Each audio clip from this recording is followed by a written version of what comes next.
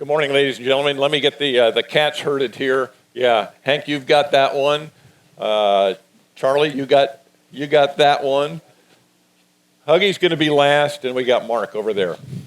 Welcome to Warbirds in Review. I'm back. I was here yesterday morning, and I'm going to be here some more. But thanks so much for being here.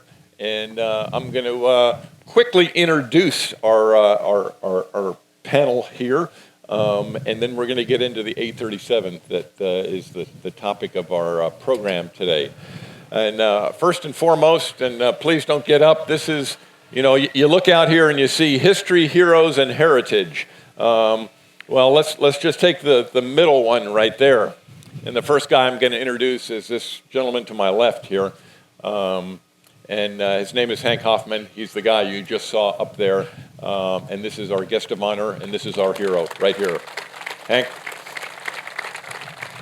thanks so much for being here. It is indeed an honor for me to be able to moderate this kind of a program with a guy like you here, because this is what this program is designed for. Next in line, we got Charlie Largay. He is the owner of this beautiful airplane over here. And then Mark Peterson. He doesn't own this one. He owns another one, but flies this one, I want to say, on a regular basis. In fact, some of the shots up there that we saw today was that guy right there. And then the last guy, we got John Huggy Huggins, and he'll do a little, he flies it also, and he'll do a little history acquisition talk about it. And he's got an interesting history also. I found it interesting. This airplane is called the Dragonfly, right? And you flew another Dragon, as I remember. Yeah, the Dragon Lady. And if you don't know what a Dragon Lady is, it's a U-2. So he's a U-2 pilot also. So we have a rather distinguished panel here today. And I'm going to start out, before we get to our hero, I'm going to start with Charlie first and just say, okay, yes, you own the airplane. How did that all happen? Where did it come from? And just a brief synopsis of how you got into this. Okay. Thank you. It's kind of unusual. Been an aviation enthusiast my whole life, been flying since I was real young. Had the opportunity in a parts search for another aircraft to come up with a salvager who had recovered the aircraft from Da Nang after, in 1995, Bill Clinton normalized relations with Vietnam and allowed anything that we had left behind to belong to the government over there. That allowed this airplane, which had been just abandoned, to be sold by the private salvager. I kind of found it just by accident. So 2 weeks later, I was in Sydney and purchased this and a bunch of other parts and airplanes. So brought it back to the United States, which is quite an endeavor in itself. Spent 20 plus years restoring it. Totally unprepared for the project I was about to begin, but it was well worth it because I knew I had a very rare relic and an incredibly capable aircraft, and it's turned out to be a whole lot more than I thought it was going to be capability-wise. And the guys who are going to explain how this airplane flies are these two guys, Mark, Huggy. But this is the guy that taught the Air Force how to fly the airplane.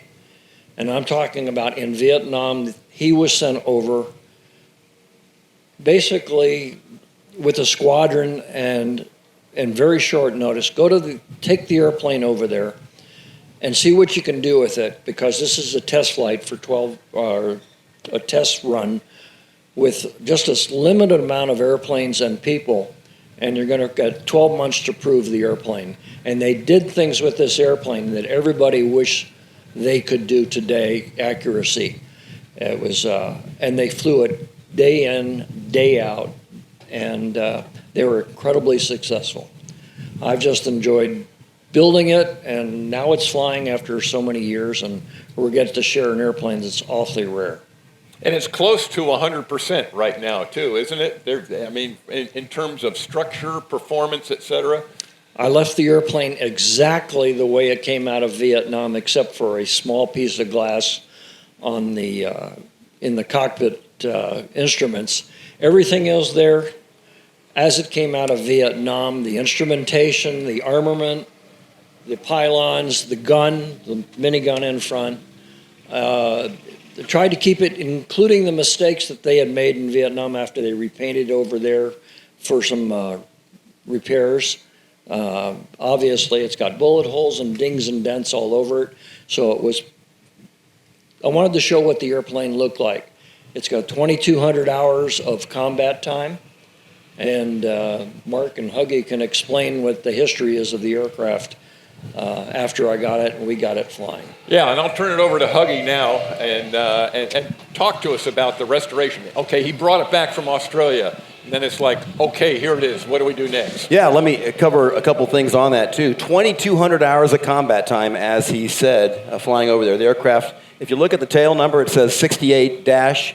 That's the year the aircraft is contracted. If you look at any Air Force tails, the aircraft built by Cessna, completed in 69, delivered to the Vietnamese in 69. 2,200 combat hours over the course of about 6 years. So let's go to 1975. Early 1975, the communists are flowing south and they're overrunning Vietnam. They overran all the bases down there in April of 89, and they captured 95 of these Dragonflies. They grabbed those aircraft, and in particular, this aircraft was one of the aircraft that the communist North Vietnamese got a hold of. That was April 29th when they got this aircraft, right before Saigon fell. 3 days later, May 2nd, May 3rd time frame, the North Vietnamese were already flying this aircraft in combat against the South. Now, we've seen in the U.S. military where the MiG-25 that Belenko brought over, early MiGs that we captured or got a hold of when people defected. We've had those aircraft, but think of another time when not only was an aircraft captured, but then used in the fight against the enemy. Very, very rare circumstance. So how do we know this? Well, Charlie actually has pictures of 87921 in North Vietnamese communist hands with the crews, with the crew chiefs. So you can see distinctly in the background, they've painted over the South Vietnamese squadron, but they've left the tail number on there. So very, very well documented on that history. So then the communists have the aircraft, and they're going to fly the aircraft. And they flew it for about a total of 5 years, if I'm not mistaken. But of course, they're not getting parts or support from the United States government, and eventually they ran out of the ability to fly the aircraft in any kind of meaningful way. At that point, what do? Well, you push it off the side of the airfield in the grass. Fast forward a few years, an Australian businessman became aware of these aircraft, and long story short, he worked a deal with the Vietnamese government and bought, it depends who you talk to, between 10 and 12 of these aircraft. The aircraft were crated up, floated down the Mekong River to a container ship, and taken over to Australia, where they were parked for many, many years. Now, as an American citizen, as Charlie alluded to, you can't just go buy these aircraft. These are built by Cessna. They're government war machines, and the U.S. government doesn't allow you to do that. But with the normalization of relations by the Clinton administration in 1995, they renounced any ownership of any U.S. equipment, and in rolls Charlie Largay with another very good story he can maybe tell you about getting this aircraft in 1999, and thus began his restoration. Now, keep in mind, we see some beautiful aircraft at Warbirds in Review. They've been put together by these great organizations, fighter rebuilders. There's dozens of them, and they have a great staff. Charlie's great staff is, you're looking at him right here. He did all of the work himself. Very, very good businessman, but extremely talented with tools and manufacturing by himself. So one piece at a time, he would take parts that have been sitting in Vietnam, and keep in mind, for many years, high humidity environment, you can imagine what that's going to do to the aircraft. He'll pull a hydraulic actuator out and then start rebuilding it. He'll remanufacture it if he has to. There's a lot of restoration involved, but probably more than restoration. He had to remanufacture the parts on his own in his machine shop. So quite the amazing story over 20 years. And when you're doing that kind of restoration, it's obviously a lot of blood and sweat and tears and busted knuckles and a lot of blood. And we may even see up on the screen if they can show the picture up there. The aircraft is. There was our first public display of the aircraft. We brought it around there, and nobody knows the aircraft better than Charlie. He didn't know I sandbagged him on this one. But when you're on your cell phone, you walk around the back of the aircraft, you take a look with your head down. That's right about here.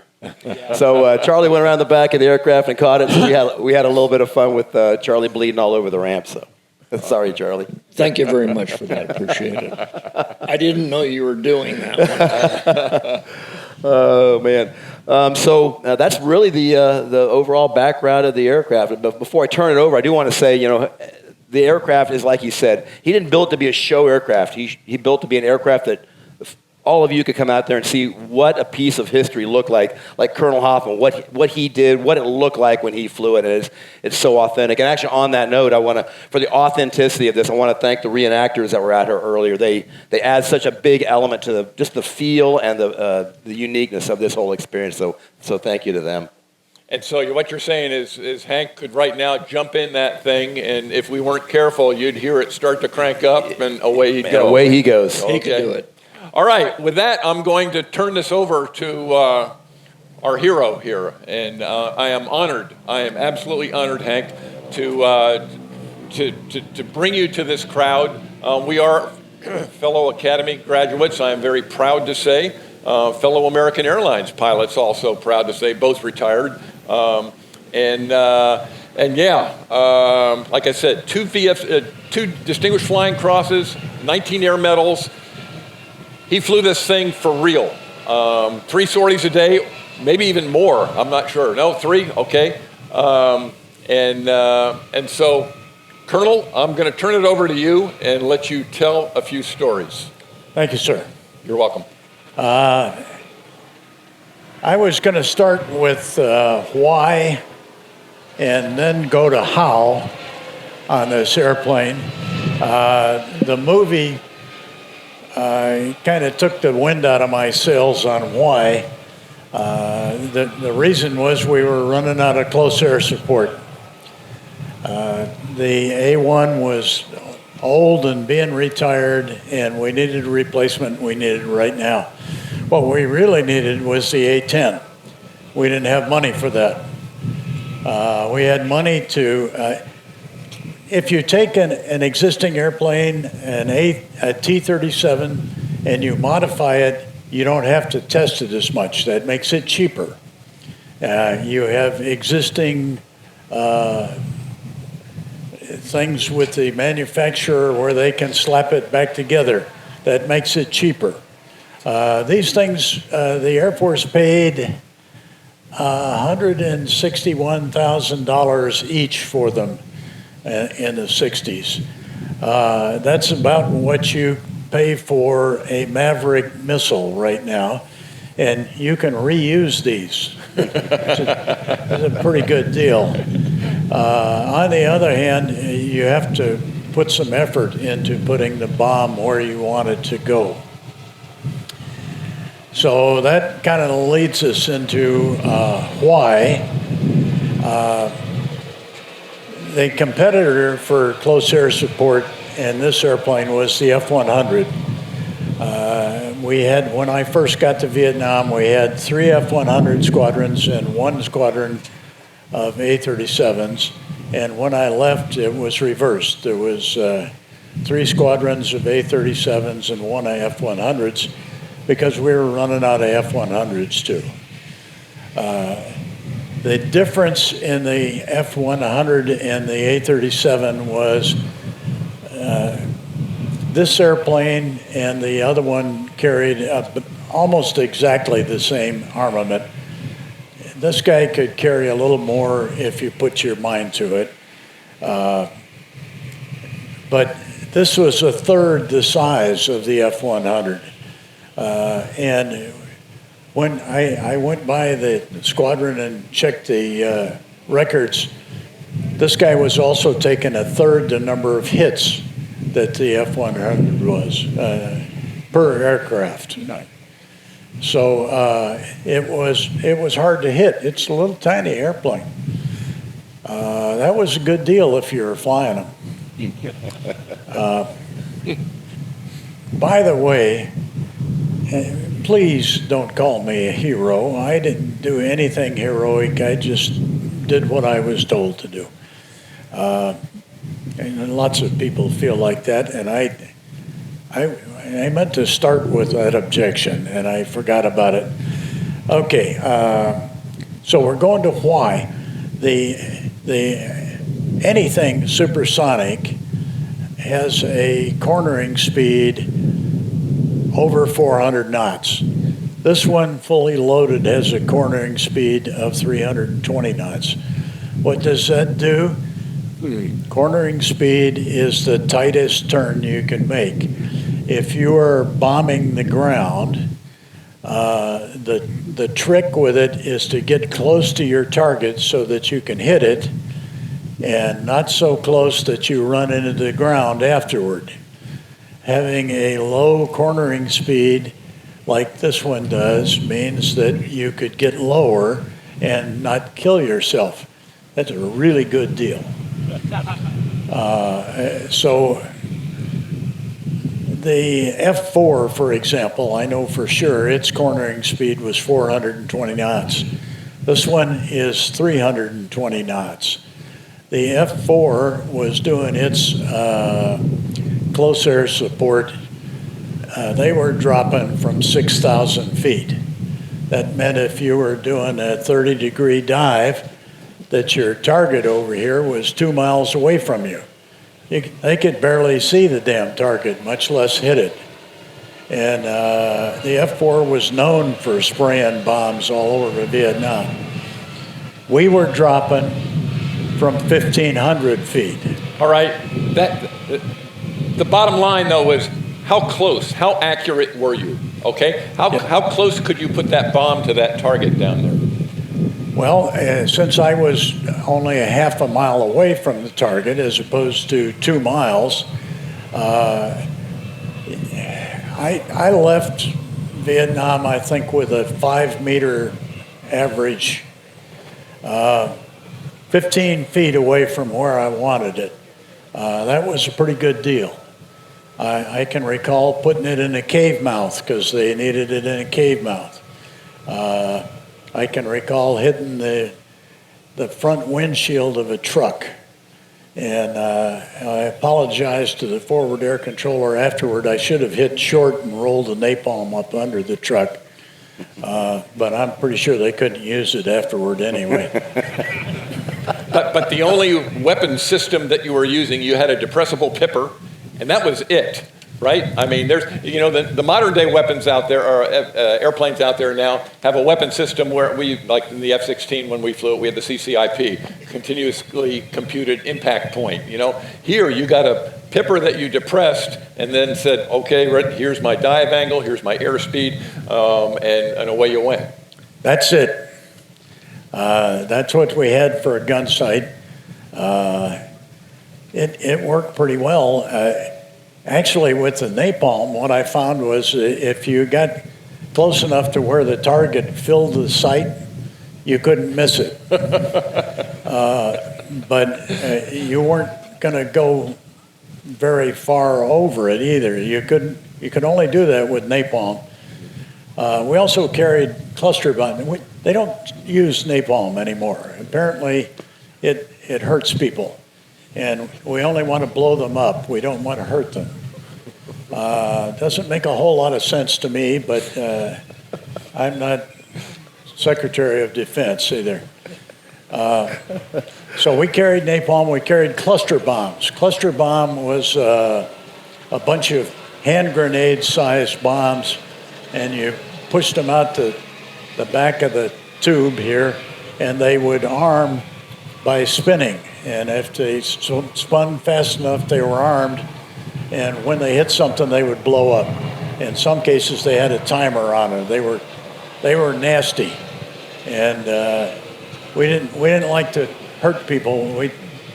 We just wanted to kill them. How about the gun? Did you use the gun much? The minigun here, 7.62 revolving barrels.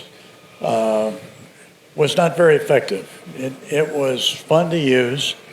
It was a little bit like using a hose. When you got close to it, you could put it exactly where you wanted it, and I mean exactly.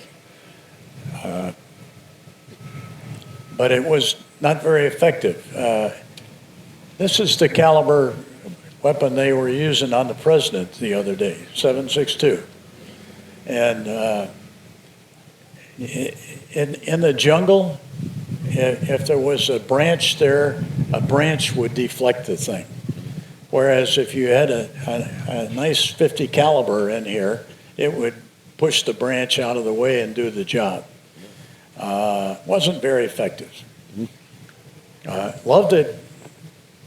Wasn't very effective.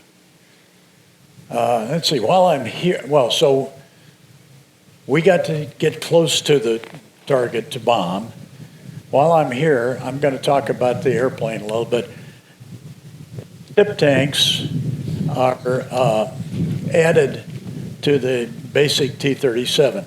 The basic T-37 had 650 pounds of fuel in the wing, almost 600 pounds in the center tank, and 600 in the other wing. So what's that?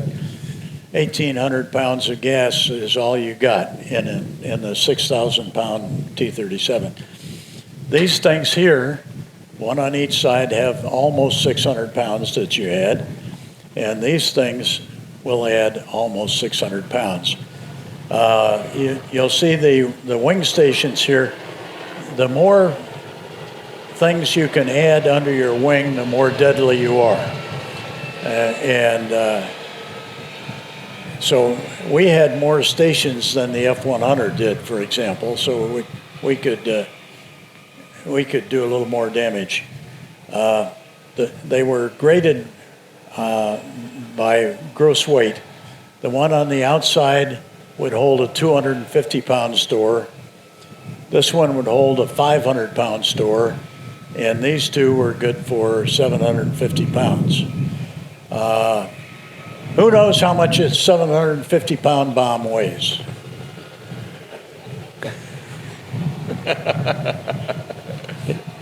The answer is 831 pounds. Okay. That's with the fuse and the fin and all that stuff. And so they weren't real particular about sticking to the numbers on that. But Talking about fuel, though, you said you carried fuel, Yeah. and you told us how much. Didn't you have another fuel technique to save gas also when you were up at altitude? we could shut down an engine. They'd fly around with one engine shut down, and that was normal, right? You said Well, you were supposed to make it go straight, step on the rudder, but even if you didn't, that was okay. Well, if the forward air controller needed us to hold, we could hold for quite some time. Longest mission I flew over there was 2.7 hours, which is a long time on whatever the hell amount of gas this is. But if it was fun when you shut one down, it didn't have enough rudder trim authority to straighten it out, and you could push on the rudder for an hour. We would switch them every half hour. You would keep the other engine warm and switch back, and you could lean on one rudder and then lean on the other rudder, or you could do it like I did and not worry about it and just go through the air sideways. We were still saving gas. We weren't worrying about where we were going. Yep. Okay. I just wanted to bring that up. Go ahead. All right. Well, going back around the walk around here, these things here by the under the engine, that's an engine inlet screen, and when the engines are running on the ground, this beauty snaps up in front of it because the thing acts like a vacuum cleaner, and it will pick up everything on the ramp and run it through the engine. Because it's so powerful and so low. The T-37 didn't need that because the engines were crap. All right. When I went through ground school, you notice that this is, and you get into this thing by putting your foot in here and just mounting up. When I went through ground school, they told me that this is the only fighter in the world that you can stand on the ramp and piss into the cockpit. I don't think I can do it at my age, and I never did it anyway because I love the airplane. This airplane has no pressurization system. it's nice to have an electric system, but the engines will run just fine without it. You don't need the hydraulic system because you can put the gear down without it, and you don't need the flaps. All I needed to get home was one engine, and if I could hit high key, I didn't need one engine. What kind of ceiling did it have? You know, unpressurized. How high do you ever have this thing? Well, I don't think I had it over 35,000 feet, but the pressurization limit, you know, you're not supposed to go over 25,000. But if you were coming home and you were short of gas, you shut an engine down and you go up. These engines are most efficient at 100%. And so if you shut one down, put the other one at 100%, see how high it'll go, you're getting best range operation out of it. Understand. How about best sortie, worst sortie? What was your most memorable sortie in this airplane? Most memorable, well, I suppose I should tell the one about where I almost killed myself. Good start. So I was holding with an engine shut down, and they had our target that day was a bunch of boats on the Mekong, and the forward air controller had us hold because the boats, and I saw them, they went to the shore where there was extensive tree cover, and we couldn't see them.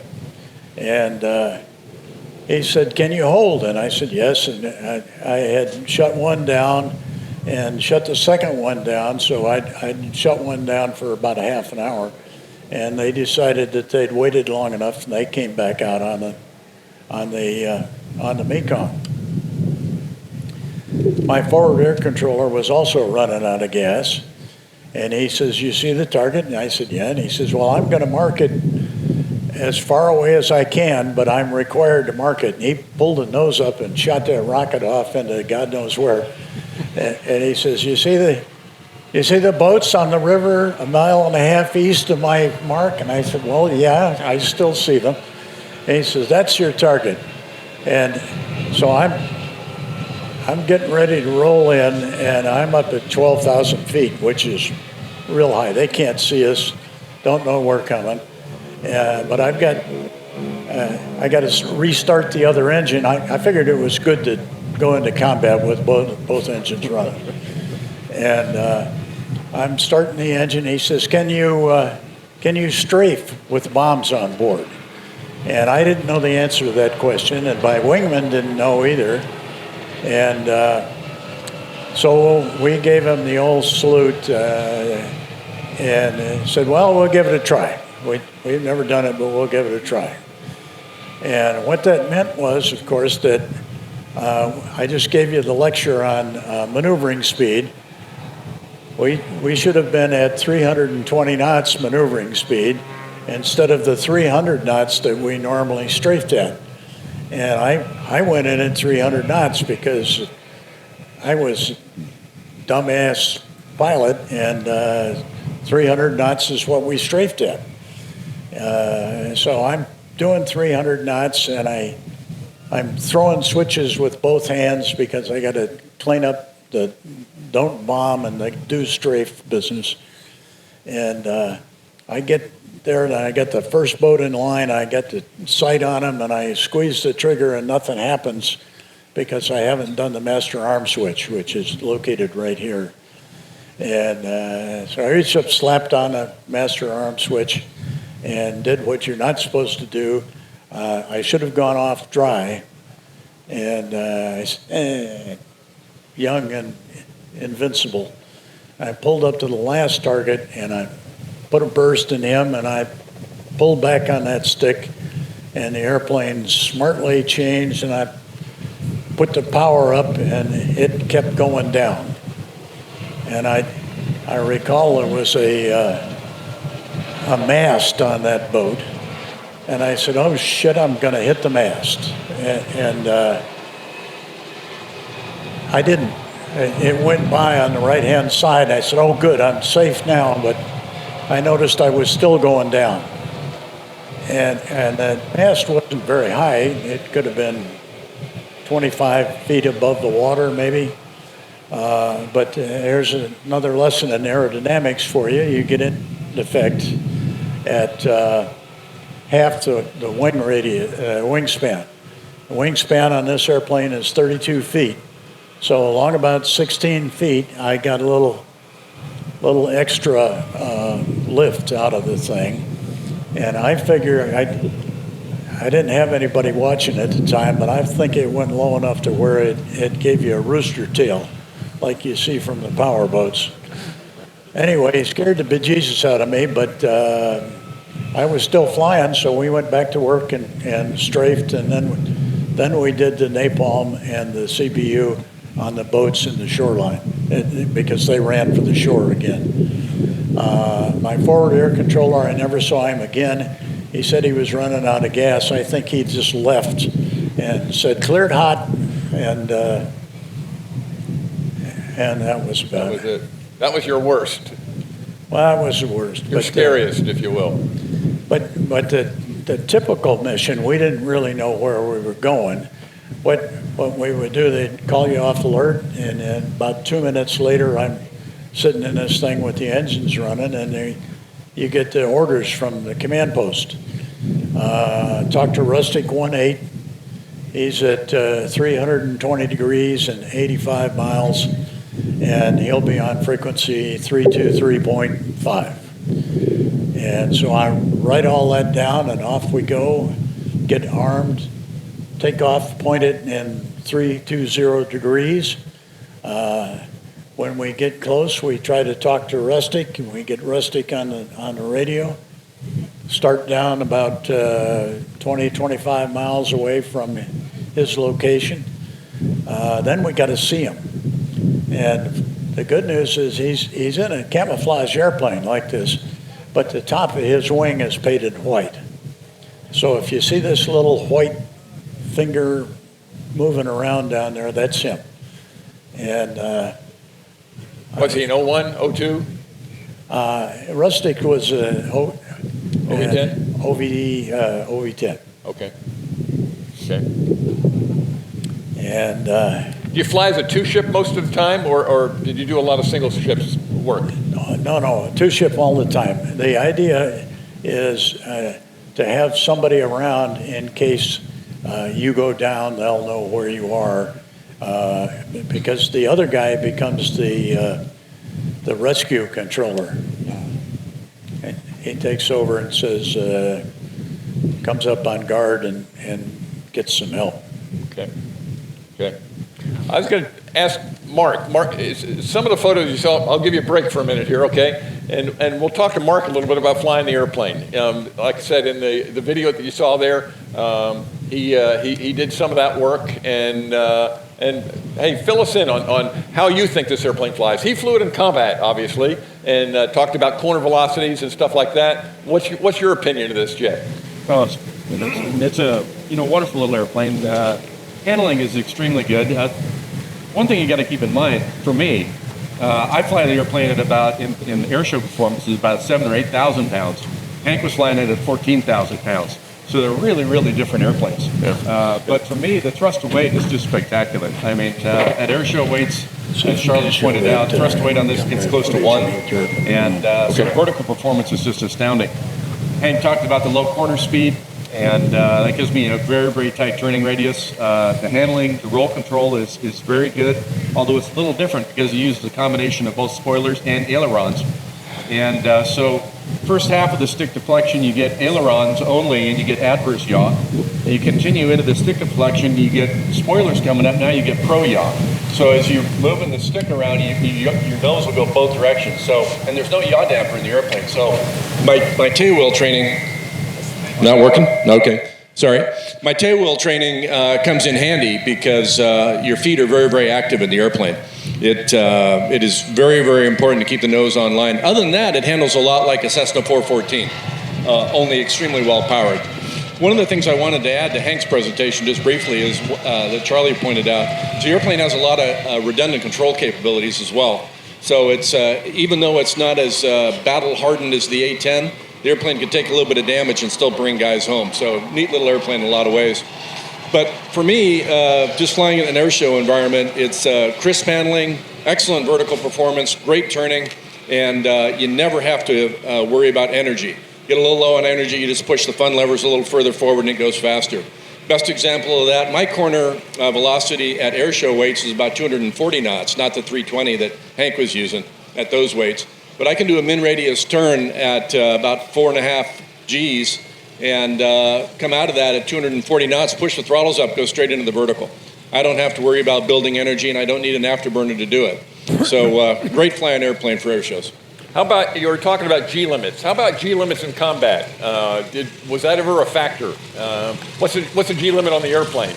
Well, it's 6 Gs, but if you're asymmetrical load, if you drop the one bomb off the wing, it was supposed to be 4.5. I never paid any attention to that. If I got close to the ground, I pulled as hard as I could. Makes sense. And I never over-G'd anything. Okay. I meant to ask, too, did you ever have other airplanes of concern out there, as in MiGs? Was there ever any, I mean, most of the time you worked in the South, correct? And so, MiGs coming out looking for you guys, did that ever happen? We were always to be in the air-friendly environment. And so I bombed in Laos once, but we didn't meet any enemy air up there. And how about getting shot at? Were you worried about, surface-to-air missiles or shoulder-mounted or anything like that? Or just guys taking pot shots at you? Well, we got shot at all the time. Most of it's small arms fire. Small arms fire will only hurt you if you're below 3,000 feet. I didn't spend very much time below 3,000 feet. But if you're doing it like they taught you in school, to line up and do a nice straight run at the target, and the target is shooting at you, what you've done is you have, if the target's not moving, because he's lined up on you, it makes it easier for you to shoot him. It makes it easier for him to shoot me. Mm. So I didn't like to do that. I want to get to that point at 1,500 feet and 30 degrees and the proper airspeed. But I don't mind if I pull hard to get there and then pull hard to get away from there. That makes me a moving target throughout the process, except when you're pickling. And it worked very well for me. They never put a hole in me. That's good. And I think we've got a shot here. I know Scott might be able to find it, of you in an actual bombing pass. I think you got the gun camera film, the strike camera film. Okay. And what were they dropping in this shot? This is napalm. Okay, it's a napalm shot. And I asked earlier about, the weapons control system, if you will. There it is. Okay, and here's the shot. There's a canister going. See it? Okay, it's a napalm canister right there.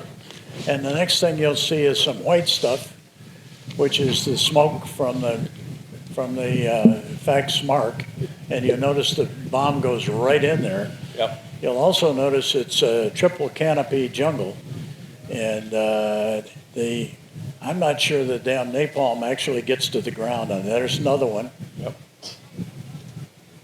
That one hits the ground. And are they typically this size canister of napalm? Yeah, about the same size? maybe a little smaller. We always flew with the tank on the number 2 pylon, and so you would get sometimes you get a 750-pound napalm, but most of them were 500 pounds. And you can put a 500-pound on either side of that load. That was a typical load? Yeah. Okay. And in terms of the actual bombing and stuff, did you use the Pipper all the time, or did you get to the point where you could sit there and just look out the window and go, okay, I know that bomb's going to go about there, and I didn't use the checklist for much. I carried it, but I found that I didn't have time for the damn checklist. If you were scrambled, you wanted to get in the air in a hurry, turned on all the engines, and off you went. Wait, you were an American Airlines pilot too, right? Okay, just checking. Yeah, we had to do the checklist there. Well, a little different. I don't know. I think, what was it? You turned all the shiny switches on and you left the guarded switches alone and you pushed the throttles up. There you go. Okay. Anyway, where were we? Well, you were talking about, hey, jumping in the airplane and flipping switches and going out there, and I was asking about bombing. The gun sight. So the only checklist I ever used religiously was the after-action checklist. And the reason I used it was because it was the first time I had to breathe calmly. And you know, you're getting rid of some of that adrenaline. I'm a little bit of an adrenaline junkie, you know, but the adrenaline's going down, and I get the checklist that's after action. The first thing on there is turn off the gun sight. And I would reach up to turn off the gun sight and discover I hadn't turned it on. Yes, you get used to knowing where they're going to go. And I was telling you guys, I can tell you how to drop without a gun sight if you get those parameters I'm talking about, 30 degrees and the right airspeed and the right altitude. 138 mils is what's supposed to go in the gun sight, and 138 mils at arm's length is about that far. So if you can find the velocity vector and put it about that far above what you're trying to hit, you'll hit it.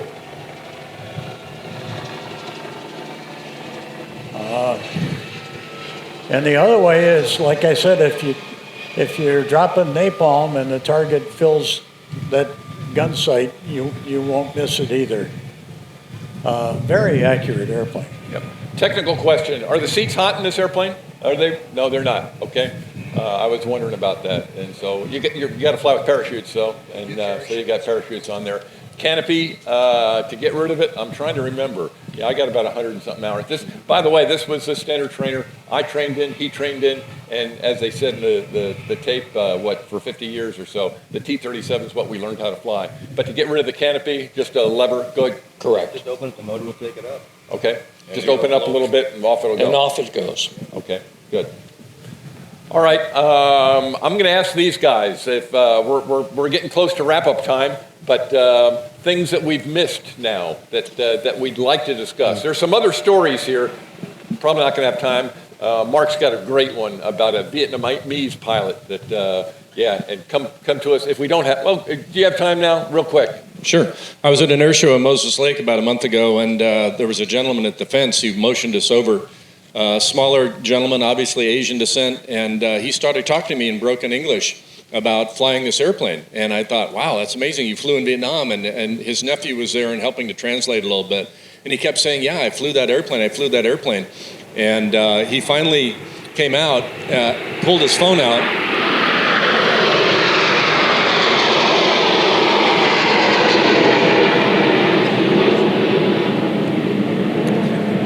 It must be time to wrap up. What's that? It must be time to wrap up. Yeah, exactly. So he pulled his phone out and he started showing me pictures of him in this airplane. It was just amazing. And this tail number. This very airframe. And so we, of course, grabbed him, pulled him under the ropes, and along with his family, brought him out to the airplane, put him in the airplane, and he started telling stories, and it seemed like he alternated. Some of the stories were in English, and some of them were in Vietnamese. And so his nephew was sitting there listening to the stories, and his kids were sitting there listening and smiling.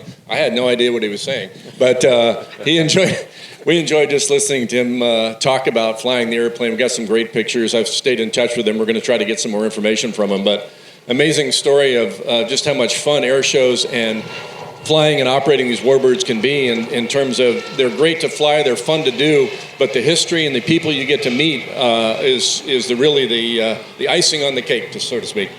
All right, I'm going to wrap it up here, but I'm going to ask if we got time, I'll say, for 3 questions, maybe 3 questions. Anybody got any questions for the group? We're going to be down here afterwards if you want to come up and personally, hey, look at the airplane, talk to these guys, fine. There's a couple right over there. We got a microphone we can give them. I have a question. Oh, okay. All right, hey, no, Connie, sorry. Nope, your mic's off. All right, you're out of here. All right, go ahead. We got a mic down here. I was just curious if the A-37 uses speed brakes, or did you just have to pay attention how fast you were going? Speed on brakes. dive? That's speed brakes. Don't hurt yourself.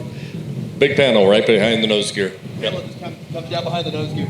It's about that long. The full width of the aircraft comes down at any speed.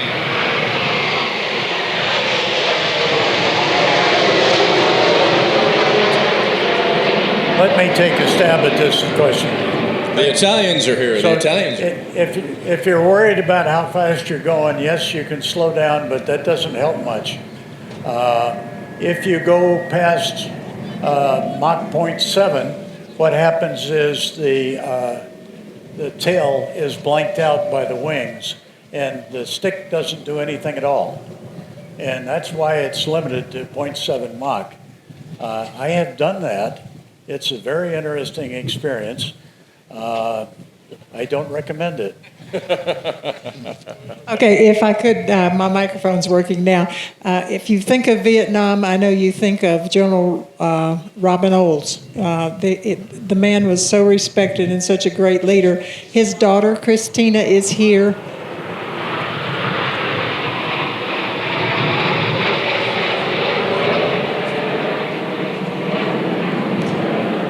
And if you have not had the opportunity to read Christina's book, actually it's Robin's book that Christina finished, I highly recommend Fighter Pilot. Christina will be in Warbird merchandise immediately following this presentation to sign the books, and a true tribute to Vietnam and to Robin Olds. Christina will be in merchandise if you have a chance to go over. Okay, sir, back to you. Ed, we had just one question from the crowd for Colonel Hoffman. Did you fly it single pilot or with the 2 guys?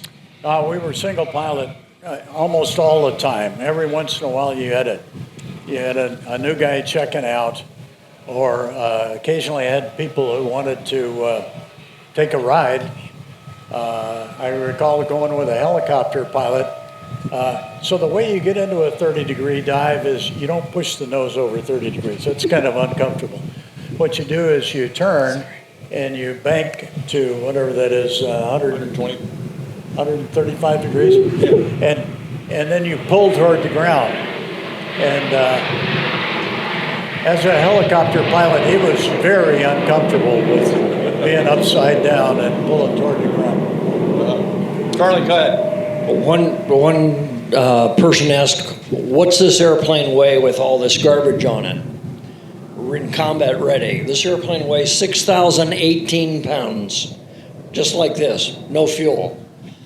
And the reason it can carry so much armament is because of that big fat wing, and we got 5,800 pounds of thrust. So if you put those together, you're real close to 1. That's why it's so powerful, why it's vertical, why it can turn so quickly. Okay. It's not a high-speed aircraft, but it will carry a lot of stuff. All right, we got another question over here. Here, give me a mic. Oh, he's there. Okay, we're good. Well, I've got one question. Hank knows the answer to this, but what was the last combat action of the A-37? Who am I talking to? Right there. Oh, I know you. The last combat action, the A-37s were actually the last combat squadron in Vietnam. They were right there. They went home after the treaty. The treaty was signed in 73, beginning of 73. So they went home right after that. But they were the last fighter people there. Okay, one more question. Okay, I wonder how bad these things spin with all that garbage hanging on it. I flew them at Graham Air Base in 1958, and they had a wild spin. Well,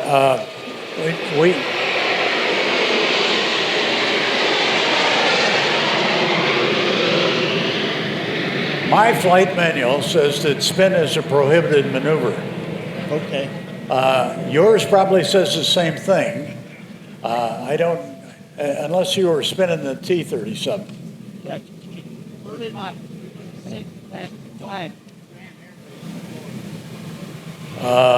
It sounded like it was an A-37. Well, we spun the A-37 at test pilot school. It was a way to get the student test pilots into taking data in a spin, which is real interesting. I have heard some of the recordings of the test pilots. They go into the spin, and the only thing you hear is, oh, shit. And they get critiqued. You know, you're supposed to count the number of turns and observe the bank angle and the pitch angle. And oh, shit is not an acceptable description of what's happening. I got mine into a phase 3 spin, and that ground was just going around like mad. But Yeah. I had a very good instructor, and he got it out. Otherwise, I would have been on the ground too. But it didn't come out all that easily. You had to bang the stick forward, as I recall. We spun this one with an asymmetrical load on it. Put a 500-pound bomb on one wing and spin it, and that was pretty interesting too. But you're not supposed to spin them. Okay. All right. Finally, we're done. I will ask one more thing that I typically do. I didn't do it yesterday morning in my presentation, but I want to say thank you to the active duty and the veterans in the crowd out here. So, hey, please, active duty, veterans, military service, please rise. We'd like to say thank you.